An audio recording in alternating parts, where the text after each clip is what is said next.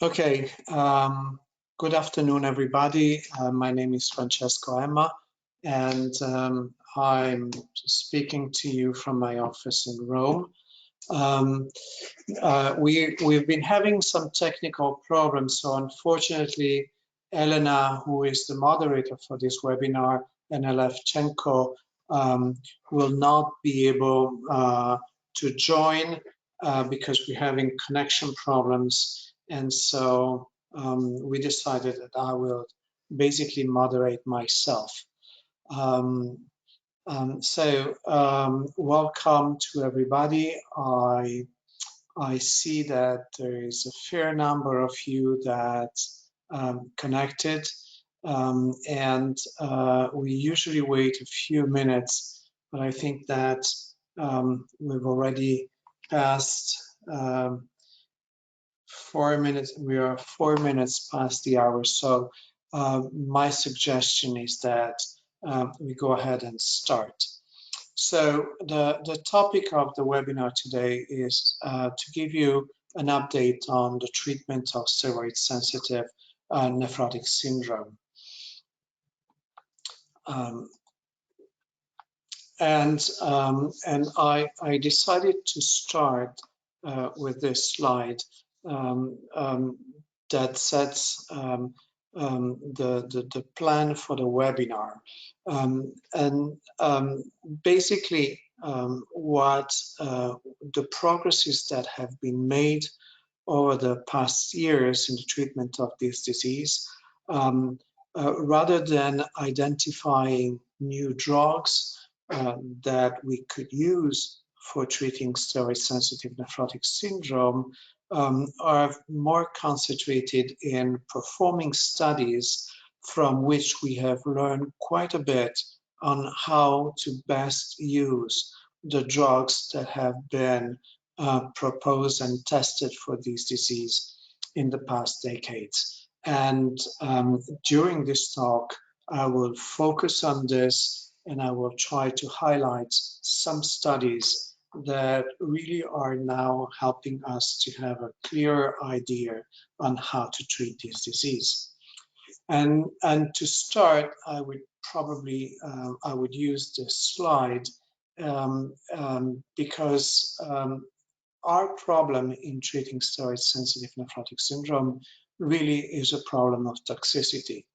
We know that this disease is ultimately a fairly benign disease, that most patients will eventually be cured and go into permanent remission.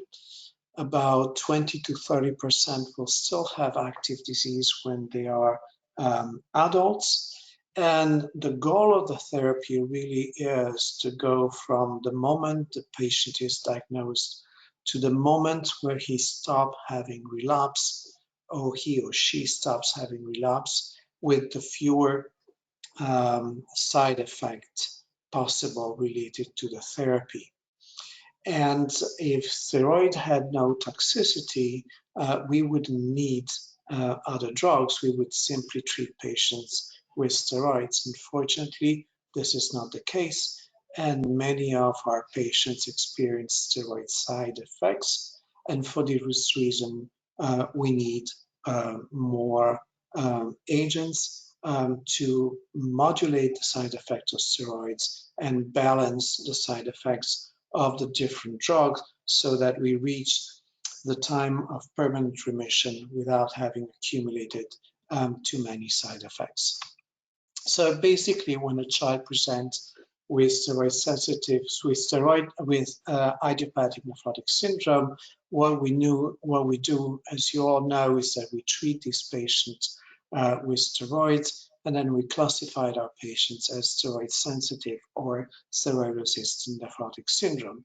And today we'll focus on the steroid-sensitive nephrotic syndrome.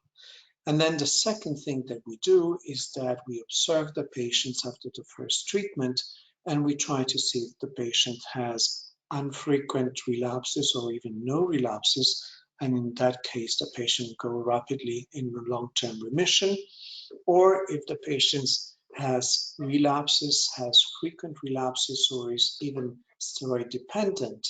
And in that case, what we do is that we follow a number of steps where we test different agents with a philosophy that is a sort of escalation of treatment intensity to try to achieve a prolonged remission. And eventually the patient will be able to be weaned off all therapy and go into long-term remission. So what we will see today is sort of what we've learned about this path of treatment and how to best adapt the treatment. So what you see here is a number of protocols that have been proposed for the induction treatment of a child that has a first episode of nephrotic syndrome. And as you can see in all these protocols, you have here the classic and the first international study of kidney disease in childhood. We have the protocol of our German colleague, the APN, the French protocol, the Italian protocol, the KDIGO guidelines of 2012, and the Canadian protocol from Toronto. All these protocols start with using prednisone and then differ one from the other with the following schedule after achieving remission. So in some cases, 4 weeks of 60 milligrams per meter square of prednisone are followed with 4 weeks of 40 milligrams per meter square. In other cases, it's 6 and 6 weeks, and in other cases, a more progressive tapering schedule is proposed. Likewise, different schedules have also been proposed for the treatment of relapses of nephrotic syndrome by the different societies and scientific groups that have proposed protocols. So the question here is whether these protocols really change the outcome of the disease. And this is my first question to you. How does the intensity of the initial steroid treatment affect disease outcome after, let's say, 24 months? Does higher prednisone dose allow to decrease the overall cumulative dose of prednisone? Does lower prednisone dose allow to decrease the cumulative dose of prednisone? Does the initial prednisone dose have little impact on the outcome at 24 months, or none of the above answer is correct? So please vote.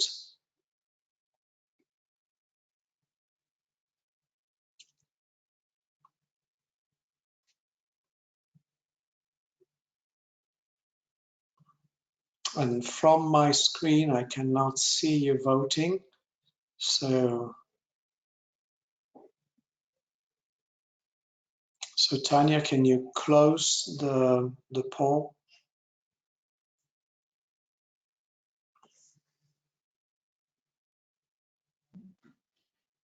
So Francesco, I'm not sure if you can see the results, but I cannot see the results. So could you? 46% have voted for A, 6% B, 25% C, and 24% for D. Okay, so I'll try to answer this question, and I think that during the past 5 or 6 years, we really have a number of studies that have given have answered this important question. And for example, this is a first study from India where patients were randomized to receive 3 versus 6 months of steroids. And what you see just by looking at the Kaplan-Meier curve is that the overall survival at 24 months is not different. The relapse-free survival is slightly higher in the groups that has received more steroids at 6 months, but the differences are no longer there after 2 years. Another study in Japan has compared an initial protocol of 2 versus 6 months of prednisone. And here again, when you compare the two Kaplan-Meier estimates, you can appreciate that after 2 years, there really are no big differences and no significant differences for between this group. And then last year, another trial was published. It's the prednisolone, the Prednos trial that was performed in the UK. In these cases, children were randomized to receive a standard 8-week course of prednisolone versus a 16-week course of extended course of prednisolone. You can see the differences in prednisone and cumulative prednisone doses. And as you can appreciate, there was really no differences in the long-term outcome. At 2 years, there was no differences. What happens is that those patients that had received a slightly lower course, shorter course of prednisolone tended to relapse somewhat sooner, but at the end of the day, the outcome of the disease really didn't change. We have here in Rome in the past treated our patients with the standard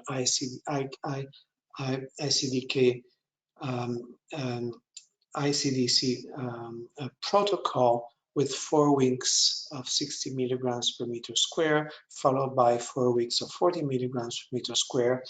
And then we switched about 10 years ago to a 6 plus 6 weeks protocol. And what we recently tried to see is whether there was a difference in the outcome of the two groups. And what you can see here is the cumulative dose of prednisone after 2 years was exactly the same.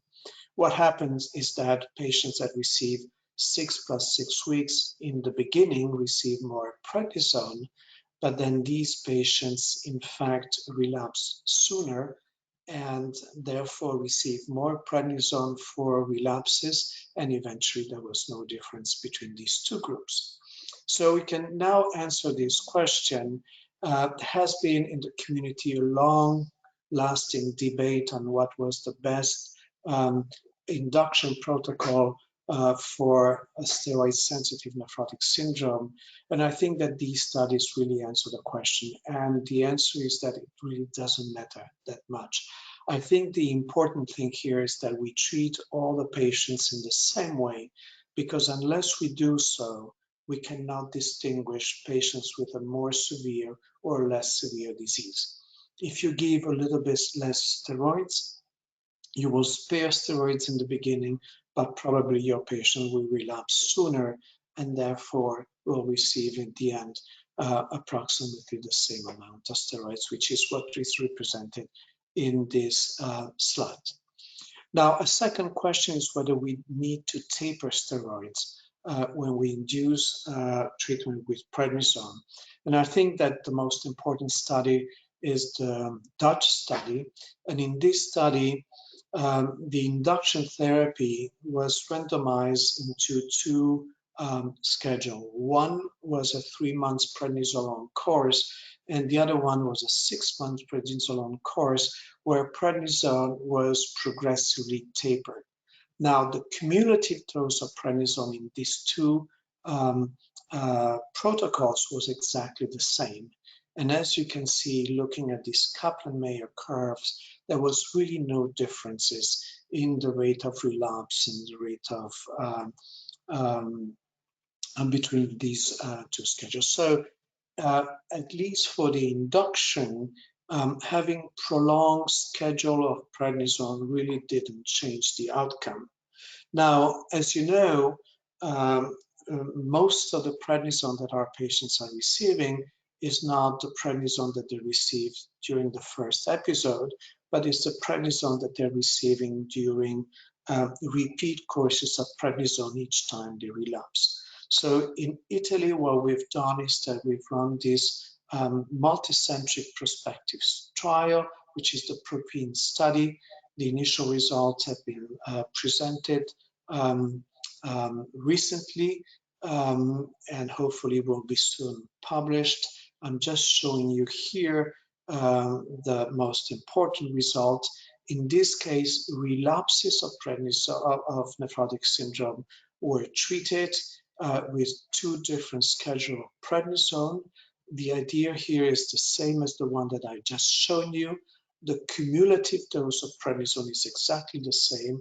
In the first case, patients were receiving 5 weeks of 40 milligrams alternative day of prednisone, and the second protocol, they were receiving a more progressive tapering schedule, but the total cumulative dose was exactly the same. And as you can see, at 1 year, there was no difference between the two groups in the relapse rate. So really, these two studies indicate that there is not so much rationale for proposing a progressive tapering schedule for these patients, be that the first episode or during episodes of relapses. In this slide, what I've tried to do is sort of summarize our knowledge on drugs that we have been using since several years for the treatment of nephrotic syndrome that are allowed to spare steroids. One of the first drugs was cyclophosphamide, and I will not speak about cyclophosphamide in this talk because there's not been very recent data on this treatment. We know that cyclophosphamide is efficient. It has been used for frequently relapsing and steroid-dependent nephrotic syndrome. However, there are data indicating that, unfortunately, in those more severe cases that have severe steroid dependency, in fact, cyclophosphamide tends to work less well. And these are exactly the cases that you would like to treat with a steroid-sparing agent. So in some units, cyclophosphamide is still commonly used as a first-line steroid-sparing agent, whereas in other units, cyclophosphamide is no longer used. And I think that there is no clear answer to whether it's still a drug to use in steroid-sensitive nephrotic syndrome, and opinions are not unanimous on this issue.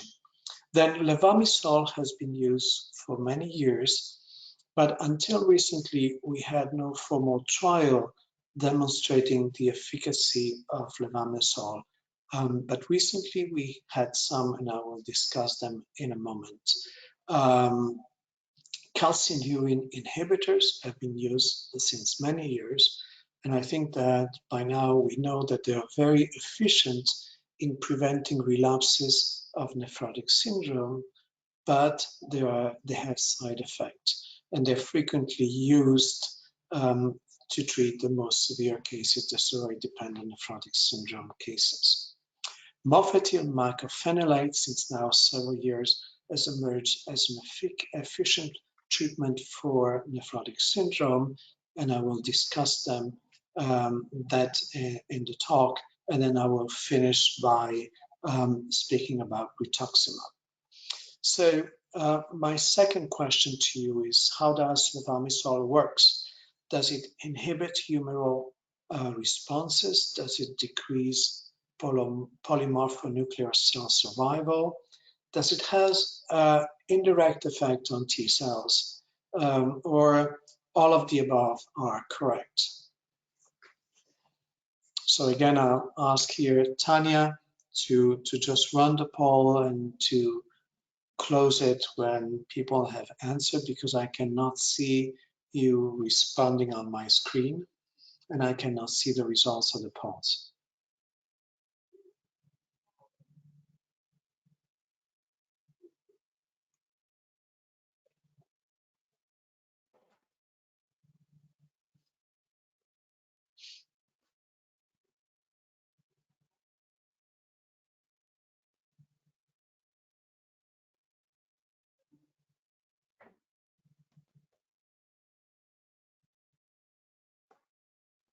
Okay, I will close the poll now.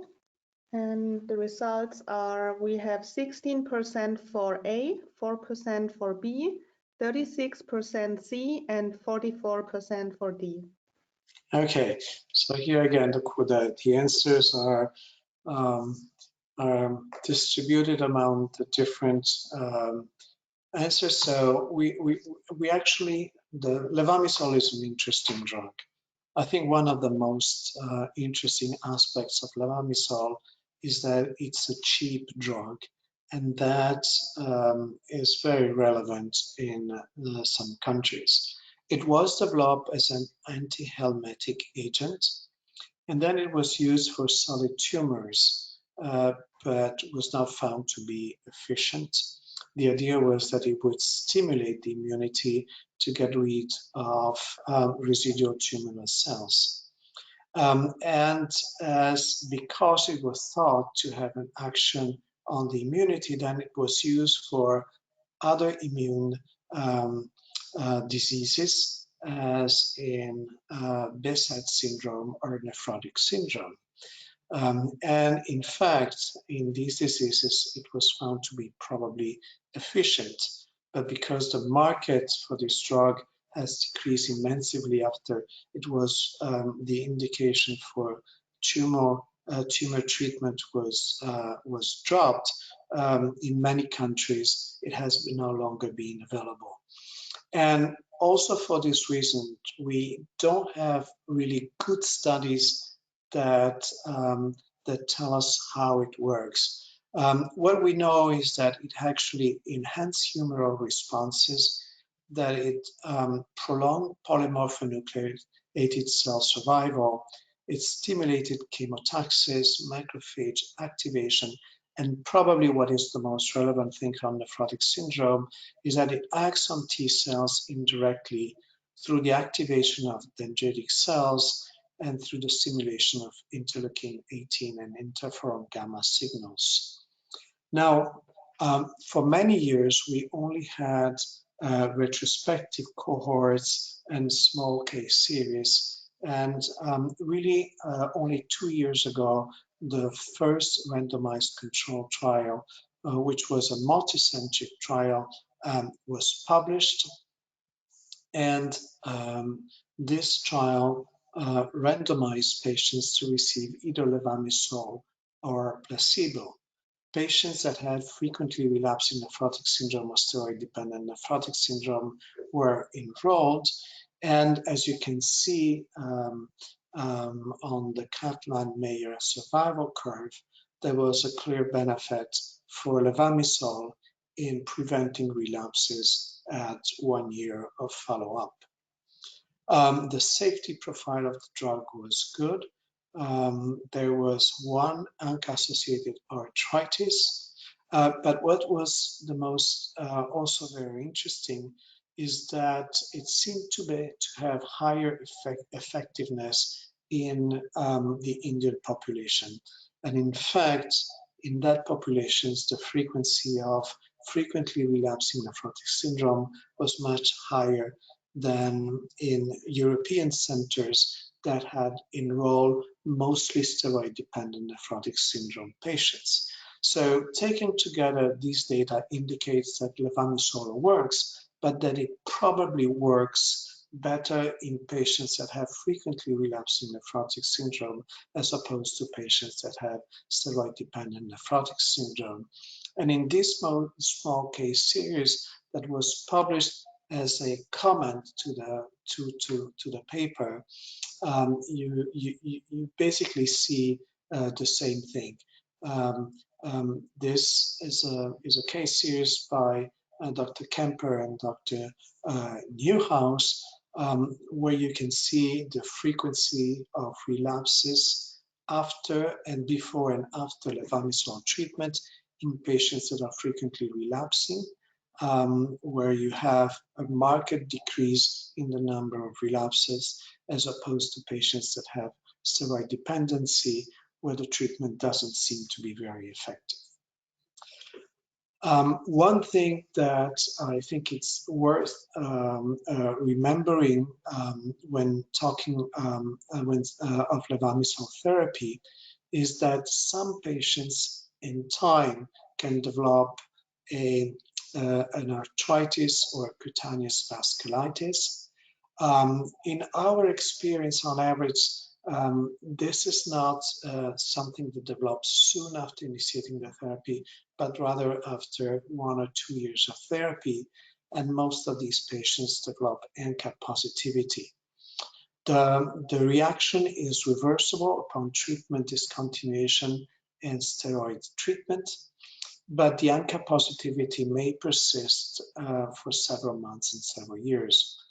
What we have been doing is, since these first reports, is to monitor ANCA levels every 6 months. And our recent experience is that we've treated 25 patients for 2 to 4 years with levamisole, and 5 of these have developed ANCA antibodies, usually after 2 years. We've always stopped levamisole as soon as ANCA became positive, and with these, none of our patients developed symptoms. More recently, the efficacy of levamisole has been tested in another trial from New Delhi and has been compared with MMF.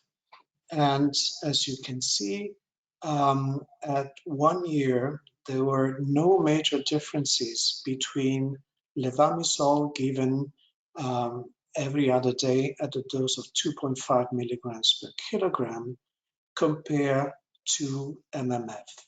But what I would point out to you here is the dose of MMF in these patients that had frequently relapsing nephrotic syndrome, so not the very severe patients, was relatively small. So speaking of MMF, I think the best study is the study from Germany that has compared in a crossover study MMF with cyclosporine. And I had the initial figures here redrawn to really highlight what I think is the most important result of this study. So when patients were compared, where the two treatments were compared, there was a clear, although not very large, but there was a clear benefit and superiority of cyclosporine compared to MMF. But when patients were distinguished between those that had good mycophenolic acid AUCs to those that had lower AUC of mycophenolic acid, you can see that those that had a good exposure to MMF, in fact, had a similar response to cyclosporine A. In other words, MMF is probably a very good drug for nephrotic syndrome, but you need to reach good levels. Now, when I speak about MMF, I often show this study. It's a small study and it's in adults, but I think it contains some very useful information. These were adults with autoimmune disease, SLE, ANCA-associated vasculitis, and in these studies, the area under the curve was compared to the trough levels. And what you see by looking, simply looking at this graph, is that in fact, if you take therapeutic levels between 50 and 80, there is a huge spread in the trough levels of mycophenolic acid. So the trough levels really don't correlate that well with the area under the curve. But there is some additional information here. First is that if your trough levels are low, it's very unlikely that the AUC is too high. And if the trough levels are high, it's in fact unlikely that you have a low AUC. Now, in this retrospective analysis, some more and very useful information were also provided. So these were the patients, and you can see that they basically receive about the same dose of MMF. But according to the trough levels, whether they were low, average 2 to 4, or whether they were above 4, they had a different proportion of patients with active disease. So those that had very low trough level, in fact, were much more likely to have active disease.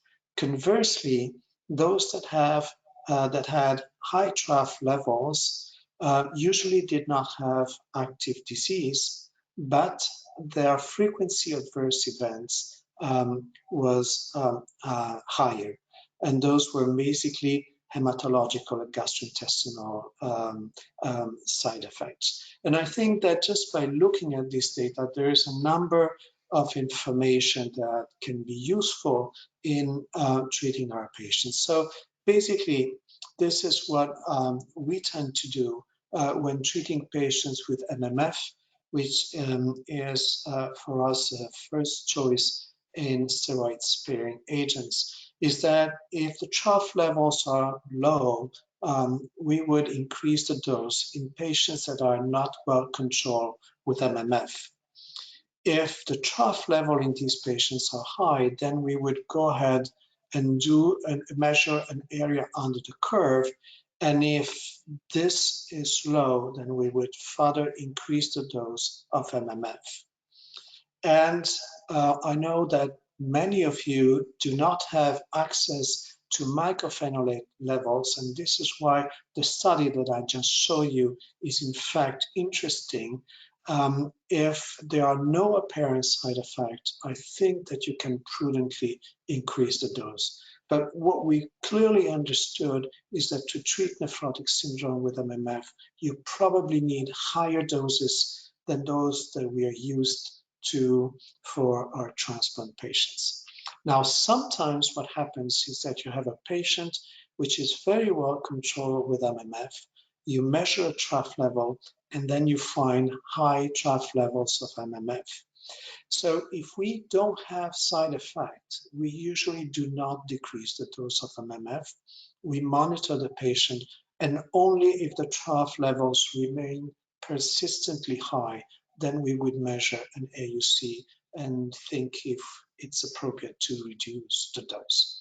Obviously, these are our attitude. These are not protocols that have been proven by prospective studies, but I think that at least they can provide guidance for treating patients with steroid-sensitive nephrotic syndrome and MMF. Now, I'm finishing with rituximab. As you know, rituximab has clearly emerged as a very efficient treatment for this disease over the past decades. And I'd like to start with this trial, which is probably the best conducted trial for this disease. It's a trial from Japan. Patients were randomized to receive either rituximab or placebo.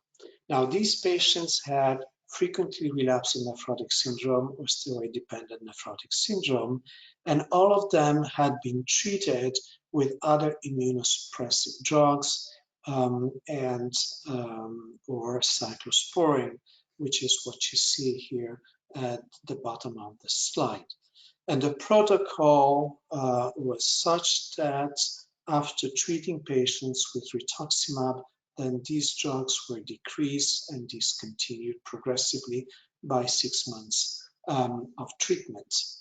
And at the bottom, you see the efficacy of rituximab, and you clearly can appreciate that rituximab was very efficient in prolonging the rate of remission of these patients with steroid-sensitive nephrotic syndrome.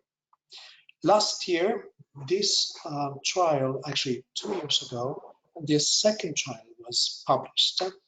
And in this case, rituximab was compared to tacrolimus. A higher number of patients was randomized. These patients came from India.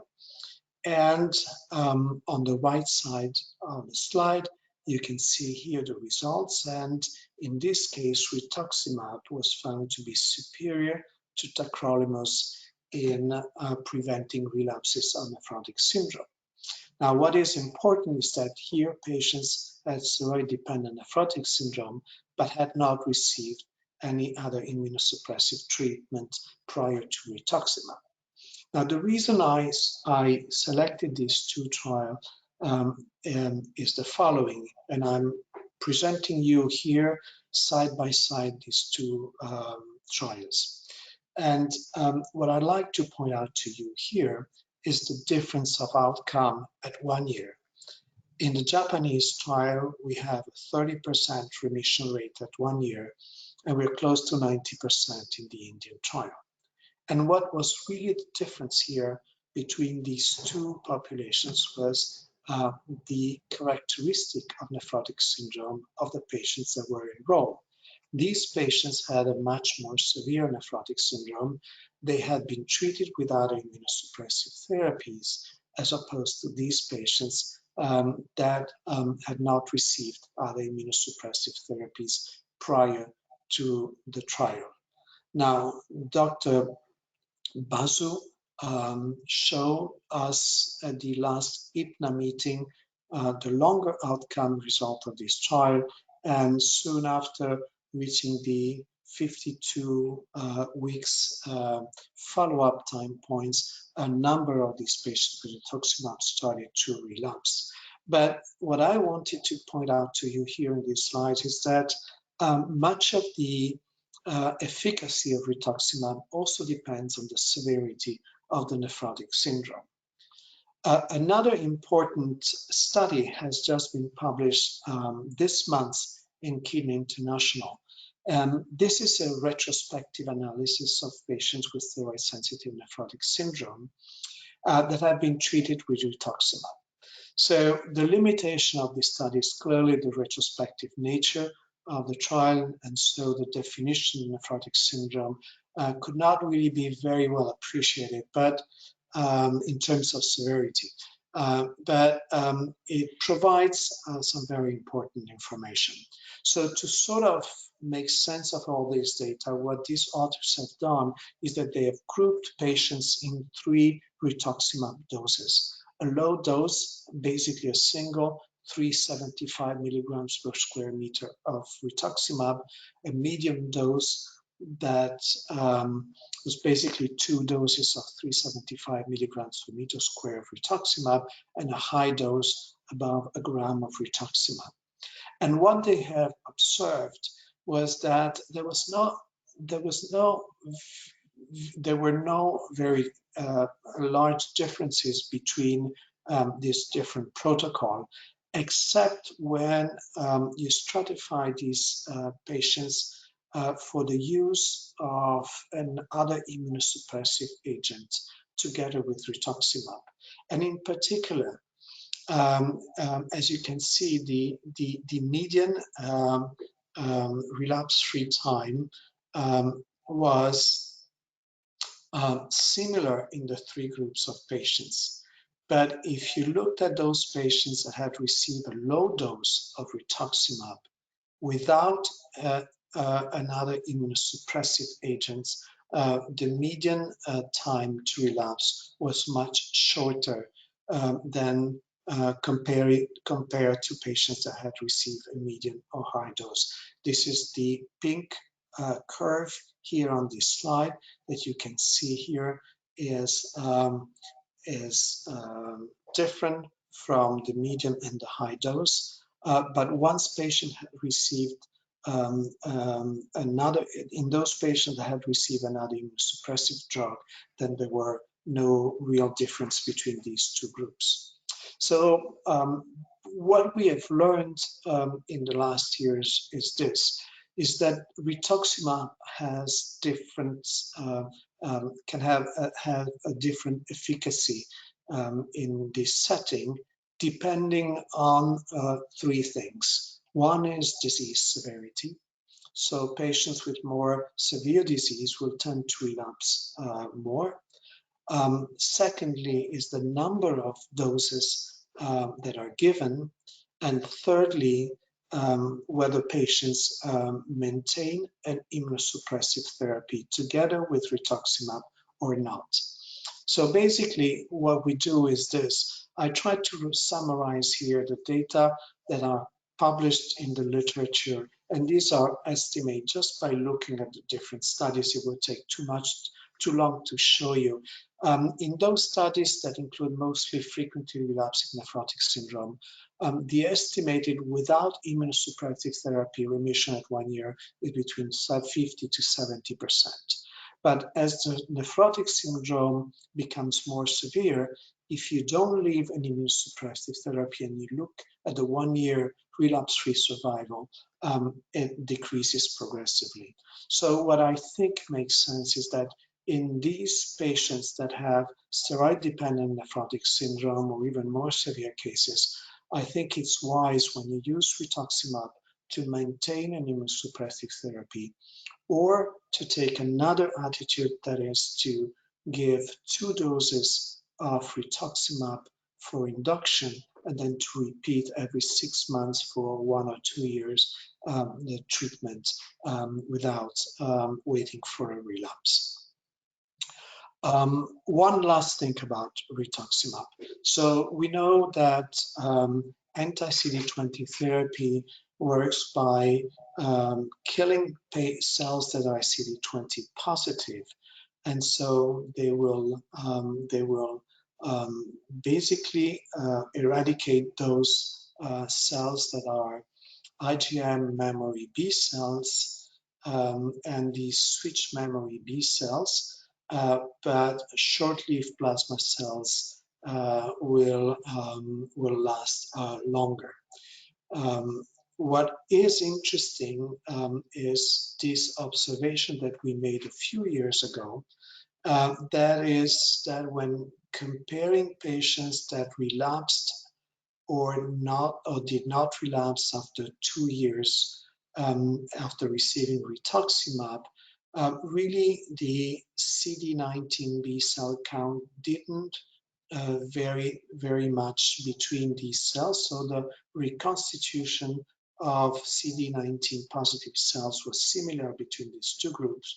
What was really different was the reconstitution of memory B cells and switch memory B cells. Now, these cells produce immunoglobulins, and one concern is whether with rituximab you can induce prolonged hypogammaglobulinemia. So my question to you here is, what is the percentage of patients that have persistent hypogammaglobulinemia after rituximab treatment? Less than 5%, 5 to 10, 10 to 15, or more than 15%?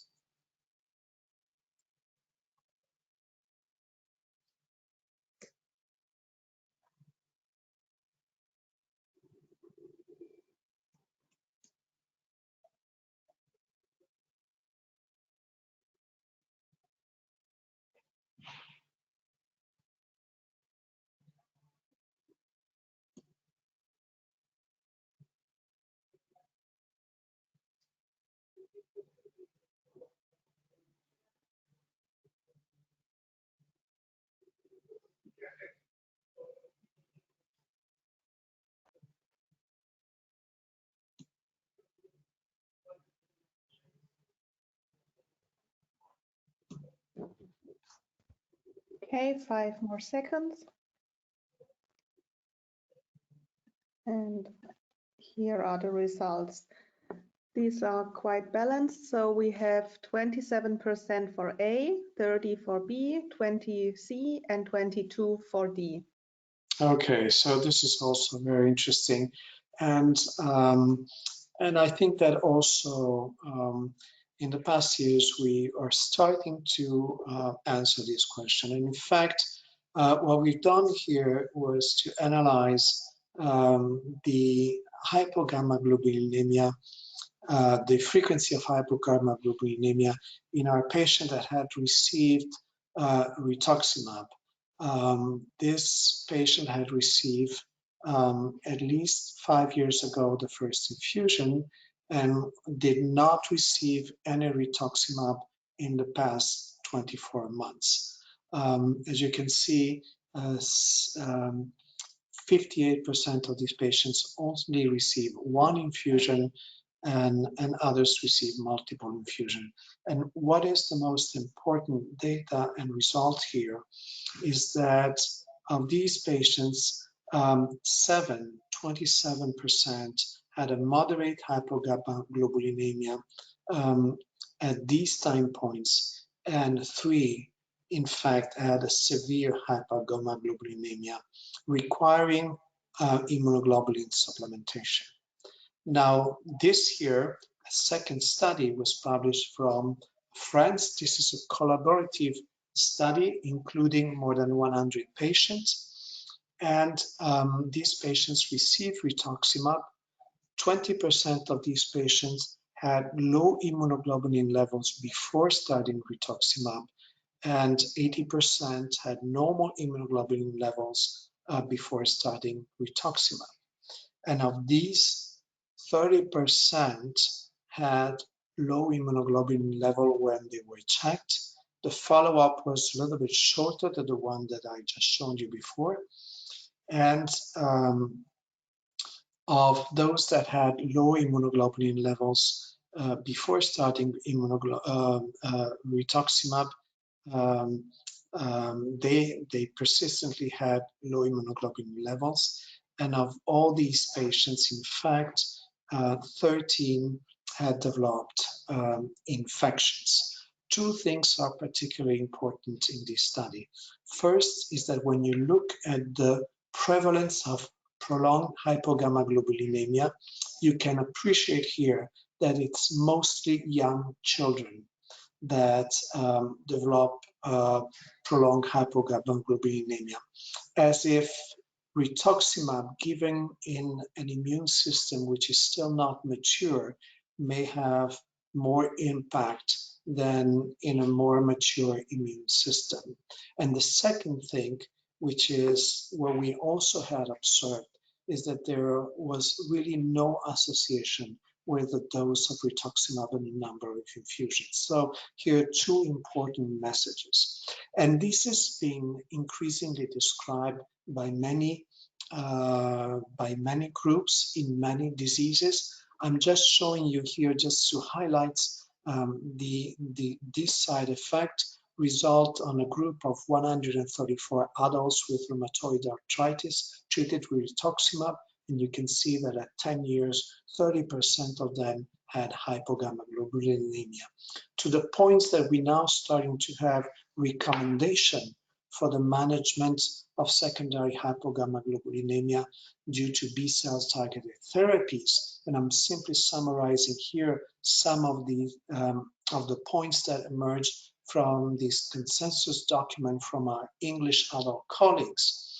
And some of these points I think are becoming very important. First is that you should inform about the possibility and implication of developing hypogammaglobulinemia when you prescribe rituximab. Secondly is that you should measure IgG levels, immunoglobulin levels, before and every 6 to 12 months after.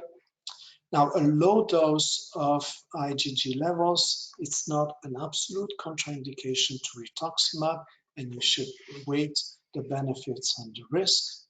And for symptomatic hypogammaglobulinemia, there are no available evidence comparing antibiotic prophylaxis with immunoglobulin replacement therapy. So this is, we need to have more data on this.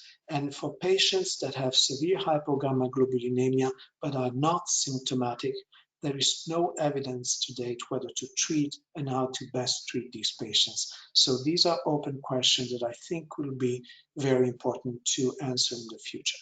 So I'm coming to my conclusion. What I tried to show you is that the initial prednisone protocol, in fact, has limited impact on the outcome of steroid-sensitive nephrotic syndrome, and that prednisone tapering schedules, in fact, have little rationale. Calcineurin inhibitors are efficient in severe forms of steroid-sensitive nephrotic syndrome, but we should probably avoid prolonged treatment and high drug levels due to the side effect of these drugs. Levamisole is a cheap drug and is efficient for the treatment of mild form of steroid-sensitive nephrotic syndrome, but we should probably monitor ANCA in these patients. MMF is very effective, but patients may need high doses, and side effects usually parallel mycophenolic acid levels, which could be important and useful for those of you that cannot measure MPA levels. And finally, the efficacy of rituximab depends on the severity of nephrotic syndrome and treatment protocols. Protocols should be adapted to the severity of the disease, and hypogammaglobulinemia is a growing concern. And with this, I thank you very much. Before finishing, let me remind you that we have our next scheduled webinar. Justine Baqueta will talk to us about the use of cinacalcet in patients on dialysis. Then on February 11, Beata Lipska will give us a lecture on the basic concept of testing in genetics of kidney diseases. And we have another webinar scheduled for February 25, and it's John Sayer that will give us an update on Schubert syndrome. Thank you very much. I'm happy to take your questions.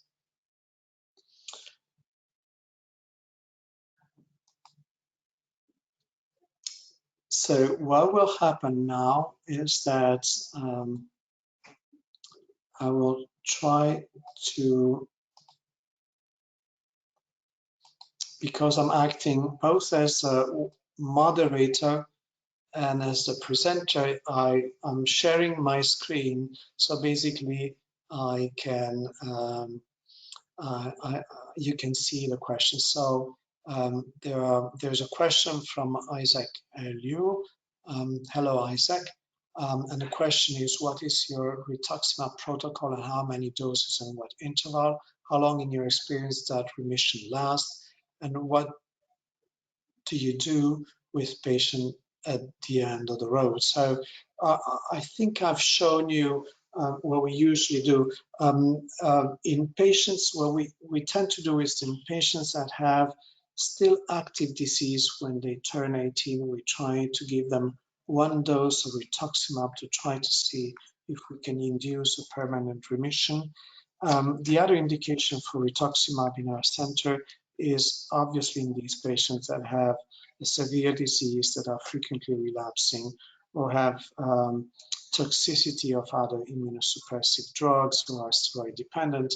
And in this case, we tend to give a single dose of rituximab and then to leave a second immunosuppressive treatment for 1 year, and usually it's MMF.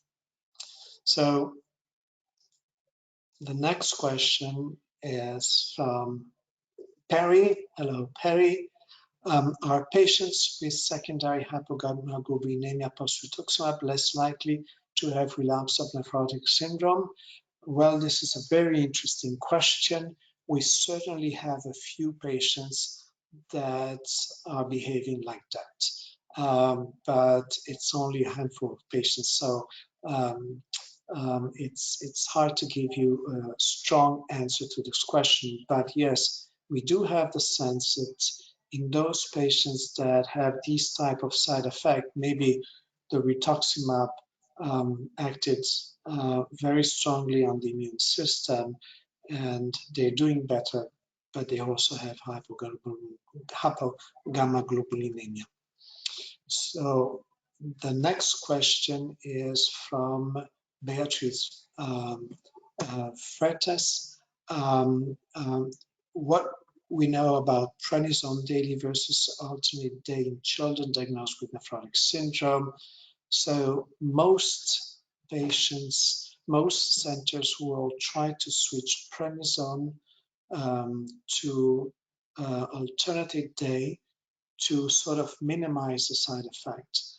But there are recent studies that are testing a low-dose daily prednisone and may show some advantage in the use of prednisone. And so we're waiting for the results of these studies.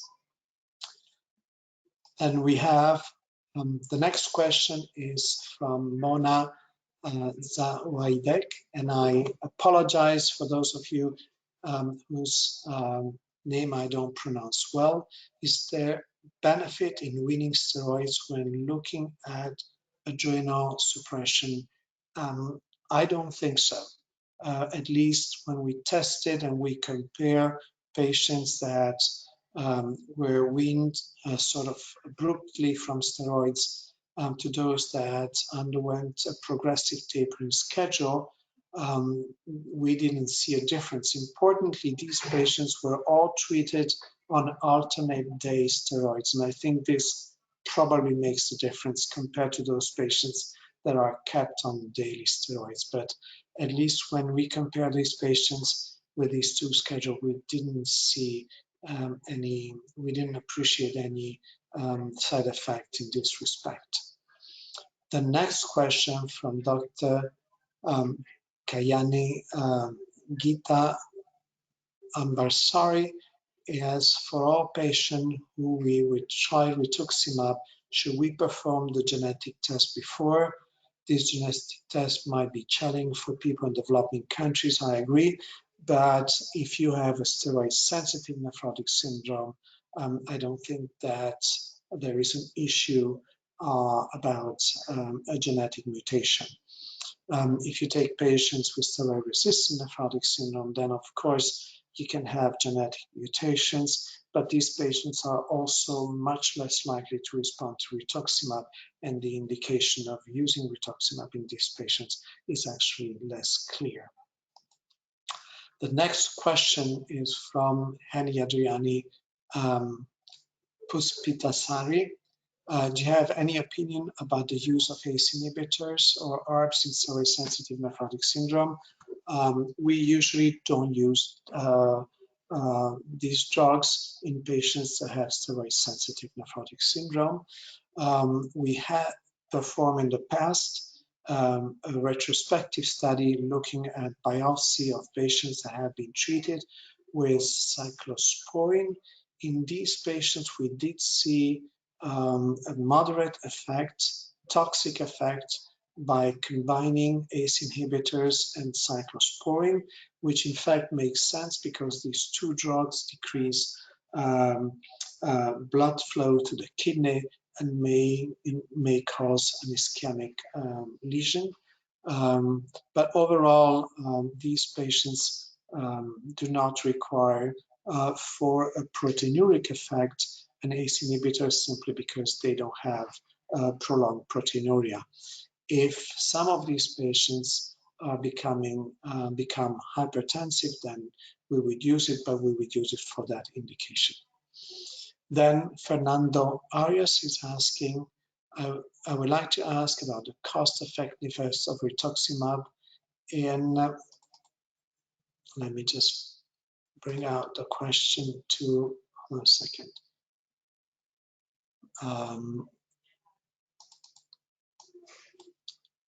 Of rituximab compare with MMF or of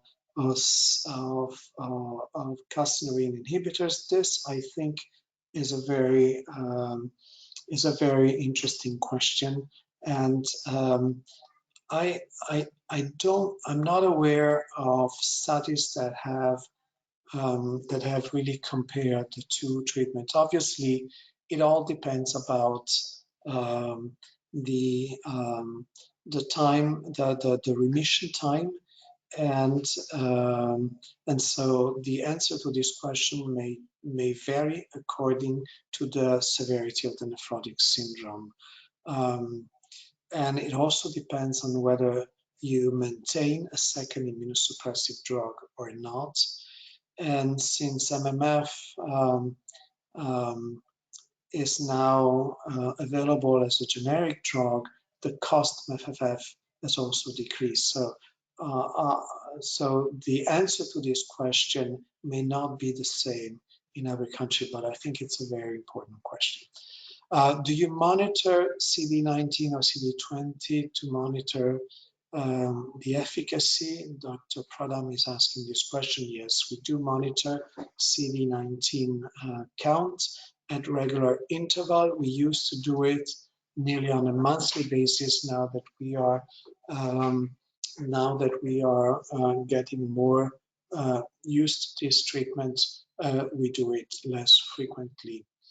And we really start monitoring these the CD19 count after 4 to 5 months, because this is where the reconstitution begins. The second thing that we do is, because we only give 1 dose of rituximab, we usually check the CD19 count after the first dose, and if we have more than 2% of CD19, then we give a second dose of rituximab.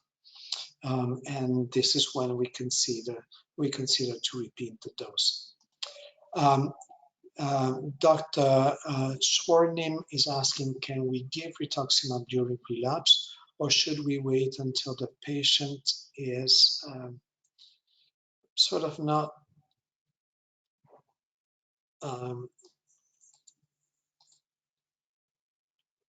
I apologize because I cannot read the question from being the presenter. I don't have the possibility to read the full question.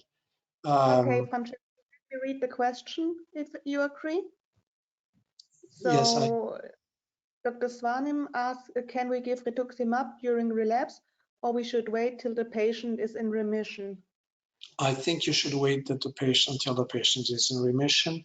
These patients have severe sensitive nephrotic syndrome, and as rituximab is an immunoglobulin, if you give it during relapse, the patient will probably lose part of his dose in the urine. If you treat the patient during relapse, at least we certainly would give to these patients more than one dose. We would repeat the dose at least once after 1 week. So Dr. Malakasiotti is asking, is there a limit of the number of rituximab course of child with severe steroid-dependent nephrotic syndrome can receive, especially concerning long-term side effect? Would you continue administering rituximab every 6 months for more than 3 years if clinically indicated? So this is one of the questions that remains unsolved. I think that the last 2 studies that I've shown you are very worrisome in the sense that there was really no correlation between the number of drugs and the development of prolonged hypogammaglobulinemia. But clearly, the more you're giving it, the more likely you are to eventually induce side effect, because each time you give it, you take a risk. But how many doses is it safe to give? It's a very difficult question, and it also depends about the severity of the disease. So as I've shown you, sometimes even patients that have received a single dose may have in the long term lower immunoglobulin levels. Another question which is unsolved is whether these side effects also depend on the amount of immunosuppressive treatment that patients have received before. And certainly what we have learned is that the age at which patients are treated is also important. So I'm not very happy about giving rituximab for prolonged periods of time, and we tend not to give it for more than 4 or 5 doses. But this is based on no hard data. So I think every center has its own attitude. And again, much also depends on the severity of this disease. I think all of us have those very severe patients where eventually we wind up giving many courses of rituximab because we have little alternatives. Then Dr. Dakal is asking, which type of ANCA with levamisole, we check both. But I would not be able now to tell you which are the ANCA that we have seen positive in our patients. I should probably check.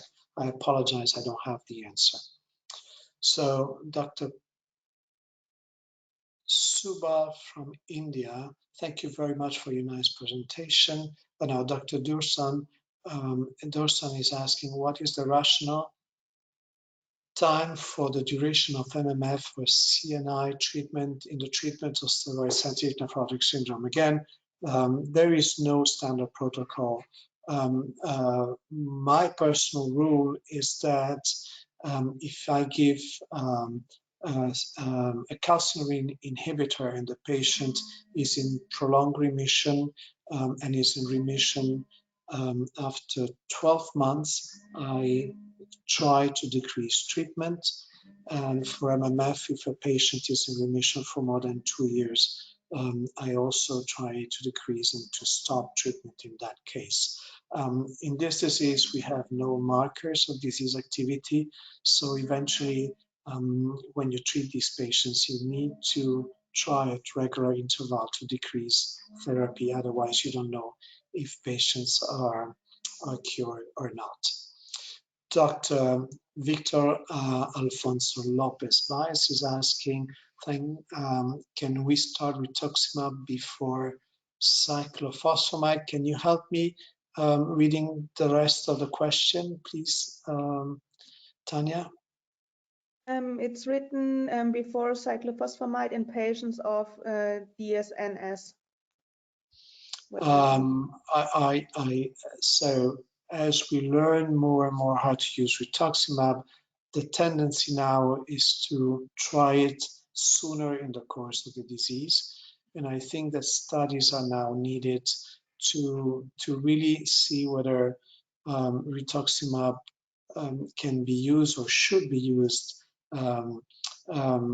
as maybe not a first line, as a first line immunosuppressive steroid-sparing drug. I think we still don't have the answer to this question, but probably we'll have it in the next years. And so can you read me the next question from Dr. Ganin? I hope I pronounce well the name. I cannot read it. Yes, but I think there is something missing in the question because it's only, do you have any suggestions about? So Okay. I think something. So if you hear us, please just complete the question. The next question I've already answered. Can you read me do some questions? Dr. Ismail Dursun, what do you think about the maintenance therapy with MMF after rituximab? We use it regularly in our patient with steroid-dependent nephrotic syndrome. And because we only use one dose of rituximab, and as I just showed you, when you use a single dose in these severe patients, I think there is a rationale to maintain a second immunosuppressive drug. And what we do is that we keep it for 1 year. And if after 1 year the patient does not relapse, then we try to discontinue the second immunosuppressive therapy. So if MMF is effective, how long do you continue it for? I think I already answered the question. We, as a local protocol, what we do is that we continue it for 2 years, and after 2 years of remission, we try to discontinue it. Now, obviously, sometimes this protocol can be amended. For example, if a patient is in full puberty, then you would probably tend to continue it a little bit longer. But there are some patients that had in the past tremendous steroid toxicity, and in these patients, you might consider continuing it a little bit longer. But again, I think that in these diseases, you have to try to stop the treatment at regular intervals. Otherwise, you don't know if your patient is cured.